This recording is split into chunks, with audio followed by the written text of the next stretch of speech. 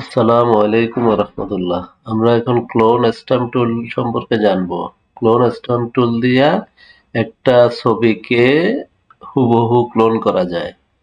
যেমন ধরেন আমরা এখানে রাইট ক্লিক করলাম, ক্লোন স্ট্যাম্প টুলের উপর ক্লিক করলাম।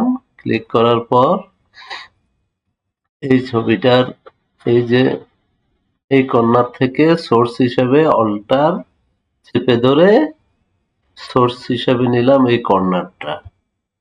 এখন যেই কর্নারটা নিয়েছি সেই কর্নারটা থেকে ক্লোন করা শুরু হবে। এই জন্য আমরা যদি এখানে থেকে শুরু করি তাহলে এইখান থেকে উপরের দিকে বাকি অংশটা দেখাবে। আর যদি এখান থেকে শুরু করি তাহলে এখান থেকে ক্লোন করা শুরু হবে। যেমন ধরুন আমরা এখান থেকে শুরু করি, এখানে ড্র্যাগ করব, ড্র্যাগ করে হুবহু ক্লোন হয়ে গেল।